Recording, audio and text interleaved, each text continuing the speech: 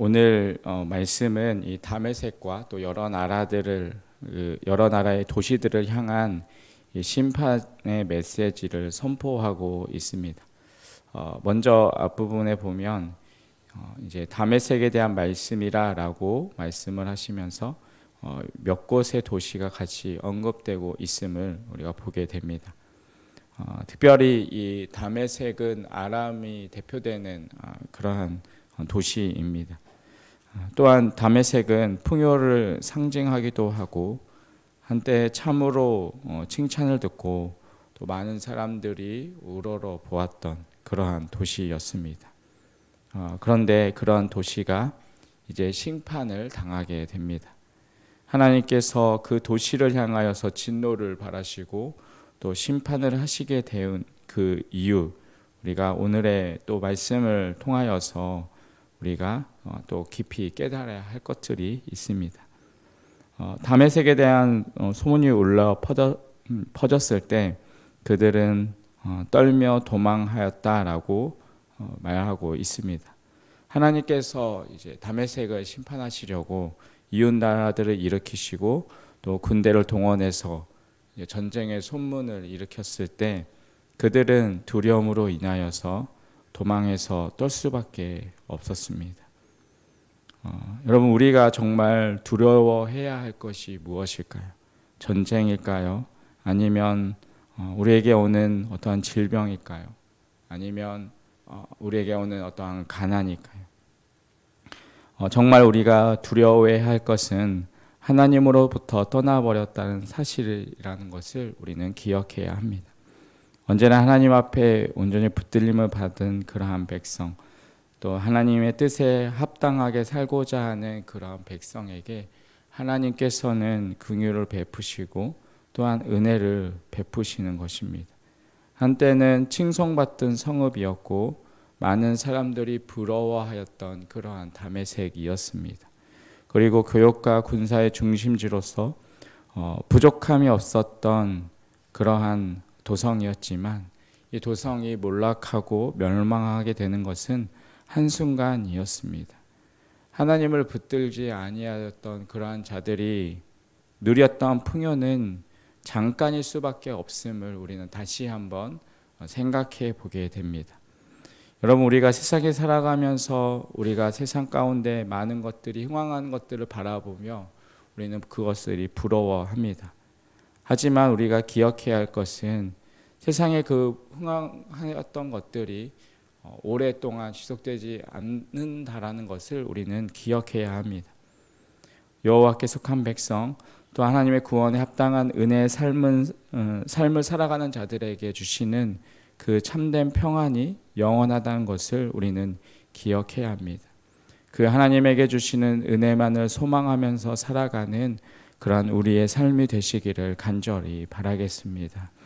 28절 이제 이하에서부터는 이 게달과 하소레를 비롯한 이제 몇몇 또 작은 나라들에 대한 심판의 메시지가 선포되고 있습니다. 오늘 본문 28절입니다. 바벨론의 느부갓네살 왕에게 공격을 받은 게달과 하솔 나라들에 대한 말씀이라. 여호와께서 이와 같이 말씀하시되 너희는 일어나 게달로 올라가서 동방 자손들을 황폐하게 하라라고 기록합니다. 여기 바벨론의 느부갓네살 왕에게 공격을 받은 게달과 하솔 나라들에 대한 말씀이라라고 말씀하고 계십니다. 이렇게 말씀하시는 것처럼 이 또한 하나님께서 이 바벨론을 사용하셔서 이제 하나님 앞에 온전히 이행하지 못했던 여러 부족들과 또 나라들을 심판하시는 그 메시지를 오늘 또 기록하고 있습니다. 이 게달이라고 하는 나라는 이스라엘 동남쪽에 거주하고 있는 작은 부족 국가였습니다. 그러한 곳에 이제 또한 하나님의 심판이 임하게 되었습니다. 그런가 하면 하솔은 지금의 아라비아 지역으로 추정되어 있는 곳에 위치한 작은 그러한 부족 국가였습니다. 하나님께서는 이러한 모든 또한 나라들에 대한 심판을 말씀하고 계십니다. 여러분, 크고 작은 것이 어떠한 심판의 이유가 되는 것이 아닙니다. 하나님께서 보호하시는 까닭에 작은 부족 국가에 불과했던 이스라엘을 하나님께서 또한 지켜주셨고 보호하셨고, 또한 그러한 이스라엘은 하나님의 은혜로 또한 그 모든 열방 가운데서 살아나아갈 수 있었습니다. 하지만 또한 하나님의 나라됨을 감사하지 못했을 때 이스라엘은 또한 이방 나라들의 침략을 받고 또 노예로 끌려가고 또 나라와 영토를 잃어버리는 비운을 맞이하게 된 것을 우리는 기억해야 합니다. 33절의 말씀입니다. 하솔은 큰 뱀의 거처가 되어 영원히 황폐하리니 거기 사는 사람이나 그 가운데 머물러 사는 사람이 아무도 없게 되리라 하시니라. 여기서 표현된 황폐하게 되리라 하시는 말씀은 사람은 물론이거니와 동물도 식물도 살 수 없을 정도로 완전히 멸망하여진다라는 그러한 표현입니다. 하나님께서 함께 하신다라는 것은 곧 생명을 의미하는 것입니다. 하나님께서 함께 하시지 않는다라는 것은 곧 생명의 은혜의 능력이 거하지 않는다라는 것을 뜻하는 말입니다. 하나님을 떠난 자들은 결국은 생명을 잃어버린 자들입니다. 하나님을 외면한 자들은 더 이상 생명의 은혜를 기대할 수 없는 자들입니다. 바벨론의 징벌 또한 하나님께서 주관하시고 또한 다스리신다는 것을 오늘 본문을 통해서 하나님께서는 끊임없이 나타내십니다. 특별히 하나님께서 직접 심판하신다라는 그러한 의미의 표현이 계속해서 등장하고 있습니다. 35절부터 38절에 보면 하나님께서 직접 이제 심판하신다라는 말씀을 표현하고 계십니다. 여기 보시면 만군의 여호와가 이같이 말하노라. 보라, 내가 엘람의 힘의 으뜸과는 활을 꺾을 것이요 하늘의 사방에서부터 사방 바람을 엘람에 오게 하여 그들을 사방으로 흩으리니 엘람에서 쫓겨난 자가 가지 않는 나라가 없으리라. 여호와의 말씀이니라.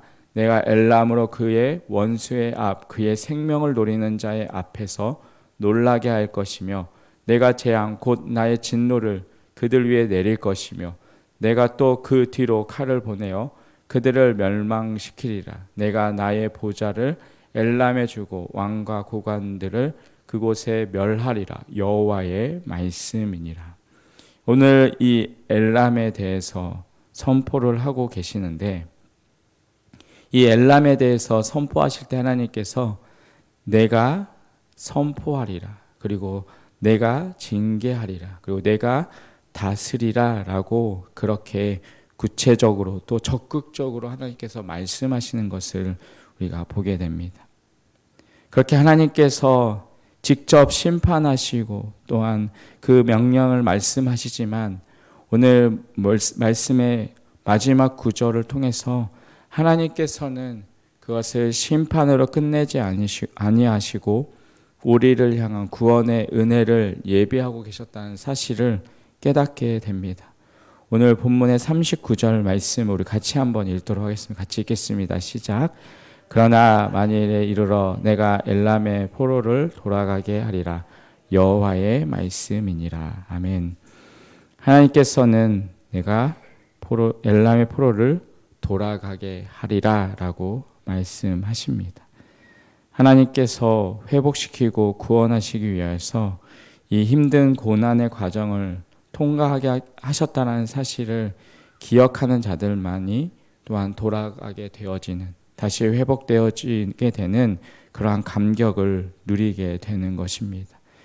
여러분, 우리는 이 하나님의 심판의 말씀이 결국 심판으로 끝나는 것이 아니라 그 가운데서 하나님을 믿고 살아가는 그 사람들을 다시 한번 하나님이 회복시켜 주시고 다시 한번 일으켜 주신다는 사실을 우리는 기억해야 할 것입니다. 여러분, 혹시 우리 가운데 어려움과 또한 절망 가운데 있으십니까? 혹시 내가 하나님의 심판 가운데 있지는 않는가라는 그러한 상황 속에 여러분 있으십니까? 여러분, 하나님의 돌아오게 하리라라는 그 약속의 말씀을 다시 한번 붙들고 살아가는 그러한 삶이 되시길 바라겠습니다. 다시 돌아오게 하리라라는 그 하나님의 약속을 붙들고 그 힘듦과 어려움 속에서 더욱더 굳건히 하나님을 바라보시면서 하나님 앞에 다시금 돌아올 수 있는 그런 우리의 삶이 되시길 간절히 바라겠습니다. 그 가운데서 하나님의 이 약속하신 그 말씀, 돌아오게 하시리라라는 그 말씀의 은총을 누릴 수 있는 그러한 우리의 삶이 되시기를 간절히 주님의 이름으로 축원드리겠습니다. 기도하겠습니다. 하나님 아버지, 어리석은 저희들을 주님의 소망 가운데 살게 하여 주시니 감사합니다. 비록 고난을 당하여 또 연단을 통하여 하나님의 징계를 통하여 우리가 다시 부르시는 은혜를 얻게 하셨으니 돌아오게 하리라 라는 그 말씀에 힘입어 주님 품으로 돌아와 주님과 영원히 살아가는 삶을 소망하며 살아가는 우리의 삶이 되게 하여 주시옵소서. 오늘 하루도 주님의 그 말씀을 붙잡고 다시 한번 주님 앞에서 온전한 모습으로 주님이 주시는 은혜를 누리며 살아가는 귀하고 복된 하루의 삶이 되게 하여 주시옵소서. 예수님의 이름으로 기도합니다. 아멘.